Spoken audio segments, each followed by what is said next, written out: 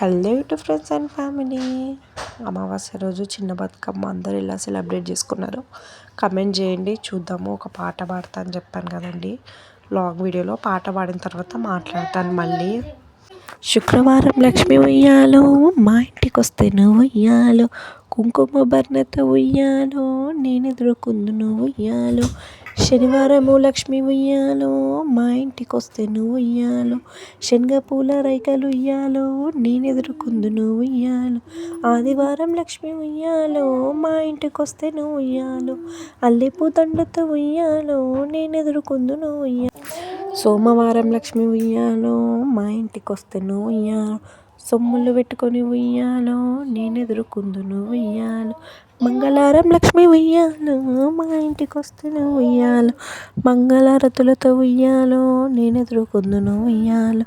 బుధవారము లక్ష్మి ఉయ్యాలో, మా ఇంటికి వస్తే నువ్వు ఉయ్యాలో, గుక్క గులాలతో ఉయ్యాలో, నేను ఎదుర్కొందును ఉయ్యాలో. గురువారం లక్ష్మి ఉయ్యాలో, మా ఇంటికి వస్తే నువ్వు ఉయ్యాలో, మేళ బజాలతో ఉయ్యాలో, నేను ఎదుర్కొందును ఉయ్యాలో. ఏ వేళనొచ్చిన ఉయ్యాలో, ఏ పుట్టనొచ్చిన ఉయ్యాలో. బాగా వాడానా అండి? కమెంట్ చేయండి ఎలా వాడాను. బతుకమ్మ దగ్గరికి వెళ్ళాను కానీ అక్కడ ఏం వీడియోస్ అయితే తీయలేదండి. ఎందుకంటే మేము వెళ్ళిన ఒక 1 అవర్ 1.5 అవర్కి వర్షం స్టార్ట్ అయిపోయింది.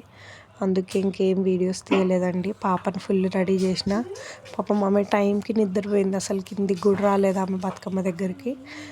కరెక్ట్ ఆమె లెగిసింది, మేము వచ్చేసామండి. పాప మా వాళ్ళు చూసుకున్నారు ఇంట్లో పాపని. ఆమె పడుకుంది కదా, ఇంకా డిస్టర్బ్ చేయడం ఎందుకు అని చెప్పేసి మంచిగా అనిపించిందండి చిన్న బతుకమ్మ.